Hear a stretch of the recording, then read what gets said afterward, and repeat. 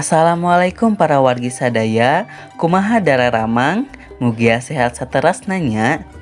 Nalika nuju sasalad kieu, tangtu dina kagiatan diajar teh loba ngagunakeun teknologi. Media-media teknologi ayeuna kudu bisa nimangpaatkeun pikeun guru jeung siswa dina maham kana eusi materi. Contohna, kawas ayeuna di dieu simkuring sapara kanca rek ngalakukeun tutorial kumaha cara nyieun media pangajaran ngagunakeun aplikasi CapCut jeung TikTok. Dina materi anu dibantun ayeuna nyaeta materi kaulinan barudak anu miboga kade 3 mengidentifikasi jenis, ragam atau varian, istilah, dan prosedur kaulinan barudak dengan memperhatikan fungsi sosial, struktur teks, dan aspek kebahasaan. Tah di dieu oge miboga tujuan pangajaranna nyaeta mengidentifikasi jenis, ragam atau varian, istilah, dan prosedur kaulinan barudak dengan memperhatikan fungsi sosial, struktur teks, dan aspek kebahasaan. Tah ayeuna mah langsung wae kana tutorial kumaha cara ngagunakeun aplikasi CapCut jeung TikTok. Lengkah kahiji, buka aplikasi Play Store, tuluy ketik CapCut dina pencarian, tuluy klik download. Lengkah kadua, saenggeus ka-download, langsung buka, terus klik proyek baru, pilih video anu rek diedit. Di dieu loba fitur-fiturna. Aya edit, audio, teks, stiker, overlay, efek, filter, format, kanvas, jeung sesuaikan. Lengkah katilu, gusar geser video anu rek dipake. Lamun geus luyu, tuluy klik bagi. Video anu teu dipake bisa klik hapus. Lengkah kaopat, tambahkeun video anyar. Lamun urang rek make audio, volume dina videona kudu dikosongkeun heula.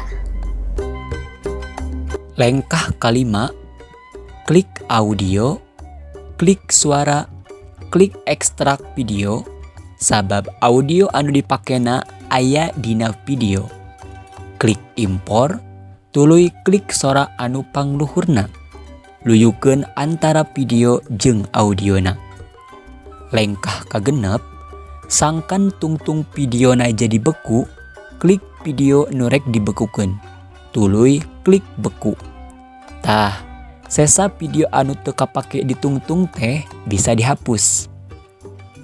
Satuluyna, lengkah katujuh, klik kotak anu warna bodas. Didinya seueur efek transisi anu bisa dipilih luyu jeung nu dipikahayang ku pamiarsa. Namun, dina ieu video ngagunakeun efek flash bodas nalika video beku. Tuluy gunakeun efek pudar hitam pikeun perpindahan hiji video jeung video nu sejenna. Kitu oge sareng video-video sanesna. Cara ngeditna sami persis kawas video saacana. Lengkah ka-8, asupkeun video kaulinan barudak. Kaulinan barudak kabagi jadi sababaraha bagian. Salah sahijina kaulinan barudak anu dibarungku kakawihan jeung aya oge anu henteu. Tah, sangkan video kaulinan anu teu make kakawihan henteu kacidi bosen atawa garing, pamiarsa bisa nambahkeun backsound nu aya dina fitur audio. Backsoundna oge bisa diluyukeun jeung kahoyong pamiarsa. Lengkah kasalapan, nalika urang rek nambahkeun teks, klik fitur teks tuluy klik di template teks. Sanggeus ngaklik template teks, didinya loba pisan variasi-variasi teksna. Tuluy luyukeun jeung kahoyong pamirsa. Sanggeus kitu, pamirsa bisa tuluy ngetikeun teks dina template anu geus dipilih. Kitu deui jeung video sejenna nu rek diedit di tambahan teks.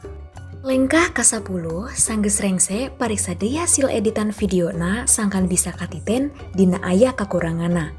Satos dipariksa jeung teu aya kakuranganna, klik selesai di luhur katuhu.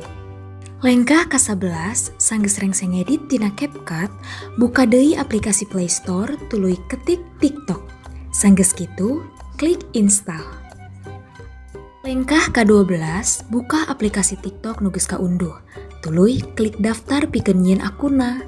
Akun nu digunakeun pikeun nyieun akun TikTok bisa ngagunakeun akun naon bae, boh eta akun Gmail, Facebook, Line jeung sajabana. Namun, dina ieu video ngagunakeun akun Facebook. Lengkah ka-13, klik lanjutkan tuluy klik tambah di tengah handap. Sanggeus kitu, pilih hasil video nu geus beres diedit tina CapCut. Tuluy klik berikutnya. Sanggeus milih video anu rek di-upload dina aplikasi TikTok, ketik caption anu luyu jeung videona.